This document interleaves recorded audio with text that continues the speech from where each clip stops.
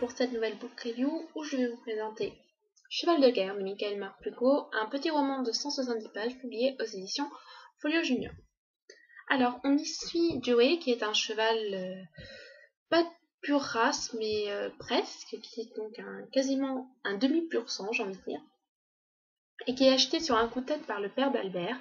Il y a un lien qui va se créer entre le jeune homme, donc Albert, et le cheval, et Joey, donc vraiment un lien indescriptible, vraiment un lien très fort qui fait qu'ils se comprennent mutuellement. Sauf que nous sommes en Angleterre, à l'aube de la Première Guerre mondiale. La famille d'Albert est loin d'être riche et le père d'Albert est forcé de vendre Joey. Il le vend au capitaine Nichols, qui s'est engagé dans l'armée, et qui part en France avec Joey. Donc à partir de ce moment-là, Joey il va enchaîner les maîtres, soit parce que le précédent est mort, est fait prisonnier, ou parce qu'il l'a perdu, ou pour une raison X ou Y, il va enchaîner les maîtres et vivre une belle aventure. On peut pas trop dire ça parce que c'est la Première Guerre mondiale, mais quand même une sacrée aventure. Alors, Joey est vraiment, c'est un cheval, et c'est vrai que c'est plutôt atypique de suivre les pensées d'un cheval. Je trouvais ça vraiment très intéressant, même si je jugeais que Joey avait quand même énormément de chance, qu'il était quand même un tantinet naïf, complètement perdu, et quand même on peut noter qu'il a quand même pas mal de courage pour affronter tout ça avec plutôt calme, mais quand même on voit qu'il est jeune et qu'il est pas mûr, on voit qu'il est complètement perdu et qu'il a besoin de quelqu'un pour veiller sur lui. L'écriture de l'auteur est sympathique, elle nous entraîne vraiment rapidement, même si ça vaut absolument pas le soldat Peaceful, ce livre, c'est quand même quelque chose de sympathique qui nous entraîne, il y a du talent dans l'écriture de l'auteur.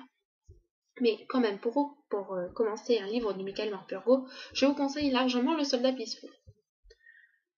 Ensuite, c'est vrai que, autre détail, j'ai trouvé un petit peu bizarre, bizarre dans le fait que c'est la Première Guerre mondiale et que les gens que rencontre Joey, ils semblent plus s'inquiéter pour les chevaux que pour eux-mêmes ou pour leurs compagnons. Donc c'est un petit peu bizarre quand même de passer en priorité les chevaux par rapport aux hommes.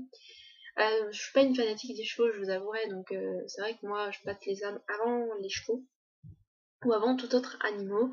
Même si j'adore les animaux, j'ai tendance à mettre les hommes en priorité. Donc là, Joey va tomber sur des gens qui pensent que l'inverse.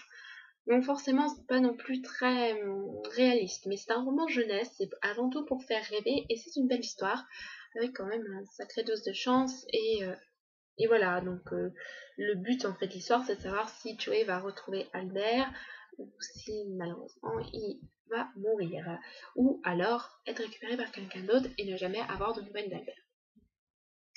Alors, donc voilà pour le livre, mais vous n'êtes pas sans savoir, parce que mon avis est déjà paru sur le blog, que j'ai vu l'adaptation cinématographique de Steven Spielberg. Et c'est pour ça que j'avais vraiment très hâte de lire ce livre, parce que le film présente ce livre comme avec beaucoup d'émotions, que ce soit pris au trip ou envie de pleurer, le film est vraiment très bien pour ça, il retranscrit vraiment bien les émotions.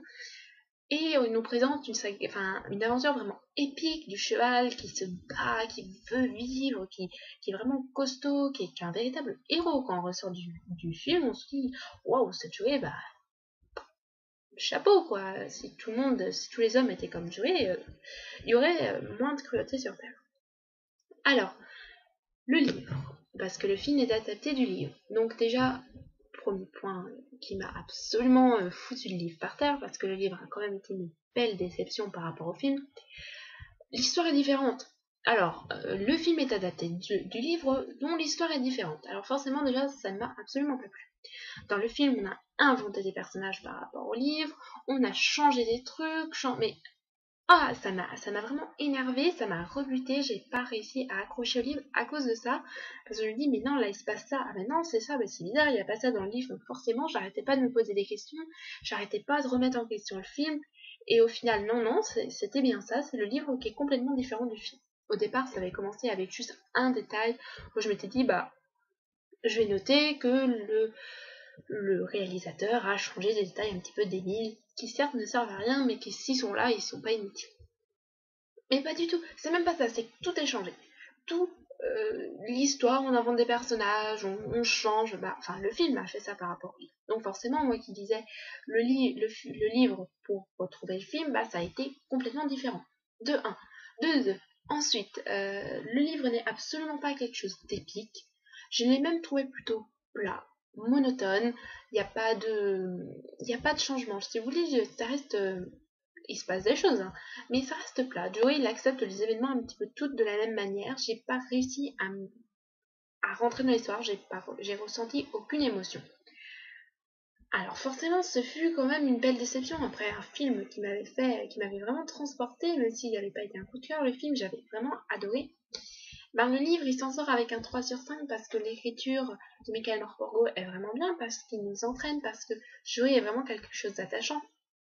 Et si je compare le livre par rapport au film, bah forcément c'est une belle déception, c'est vraiment différent. Le livre, il n'arrive pas à la cheville du film.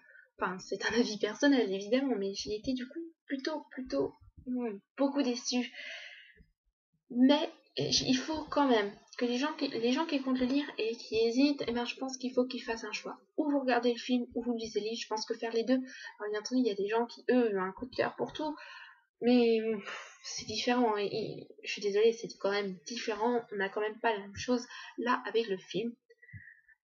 Alors, malgré tous les bons points que pourrait avoir le livre, c'est vrai que pour moi, il va rester une déception parce que mais c'est souvent ça, hein, quand on regarde un film et qu'on lit le livre, ou quand on lit le livre et qu'on voit un film, il y a toujours une déception. Donc là, pour pas que vous ayez de déception, moi je vous conseille de choisir entre le livre ou le film et de pas regarder l'autre ou de pas lire l'autre, bah, selon votre choix, parce que franchement, c'est du coup le livre. Du coup, le livre ne m'a pas plu, il m'a rebuté. J'ai une panne de lecture en lisant ce livre et ça a été plutôt la cata. Mais au final, le livre est super intéressant, il est très prenant, dans un style jeunesse quand même, pas trop jeunesse, donc voilà. Alors je vais refermer avec vous cette book review. Je pense que pour le livre, c'est à vous de faire votre propre avis. Si ça a été une déception pour moi, ça ne le sera pas pour tout le monde, loin de là. Je pense que vous devez quand même vous attendre à quelque chose de modifié entre le livre et le film, c'est deux choses différentes. Et c'est vrai que moi j'ai tendance à comparer plutôt qu'à faire la différence entre les deux. J'arrive pas, je me base sur l'un ou sur l'autre quand je vois l'un ou l'autre, ou quand je lis l'un ou l'autre. Donc voilà, donc Cheval de guerre, voilà, il y a mieux. Alors je vous fais à tous de gros bisous et je vous retrouve bientôt pour une nouvelle book review en espérant que le livre m'aura plus enchanté. Bisous bisous.